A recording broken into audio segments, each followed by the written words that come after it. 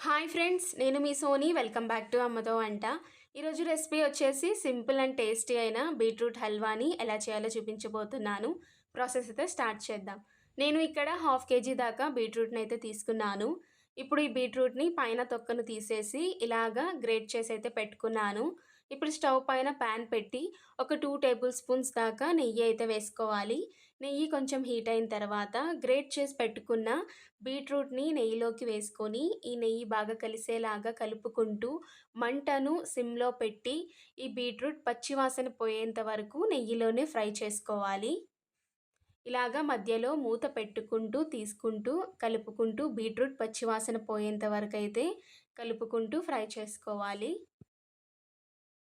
నాకిక్కడ బీట్రూట్ నుండి పచ్చివాసన అయితే పోయింది. ఇలాగ పచ్చివాసన పోయిన తర్వాత ఒక చిన్న టీ గ్లాస్ నిండా పాలనైతే వేసుకోవాలి.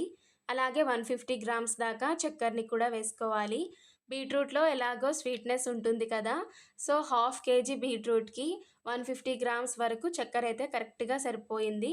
ఒకవేళ మీకు స్వీట్‌నెస్ ఇంకాస్త ఎక్కువ కావాలనుకుంటే ఇంకొంచెం చక్కెరని ఎక్కువగా యాడ్ చేసుకోవచ్చు. అది మీ ఇష్టం. సో, చక్కెర వేసిన తర్వాత బాగా కలుపుకొని మూత పెట్టి నెయ్యి బీట్రూట్ నుండి సెపరేట్ అయ్యేంత వరకు కుక్ చేసుకోవాలి కలుపుకుంటూ. ఈ ప్రాసెస్ మొత్తం మంటను సిమ్‌లో పెట్టుకొనే చేసుకోవాలి. అప్పుడే హల్వా బాగా కుక్ అయ్యి టేస్ట్ అయితే చాలా బావుంటుంది. సో, ఇక్కడ చూసారు కదా! నెయ్యి అయితే హల్వా నుంచి సెపరేట్ అయింది. ఇంకా స్టవ్ ఆఫ్ చేసి దించేసుకుంటే సింపుల్ అండ్ టేస్టీగా ఉండే బీట్రూట్ హల్వా అయితే రెడీ అయిపోయింది.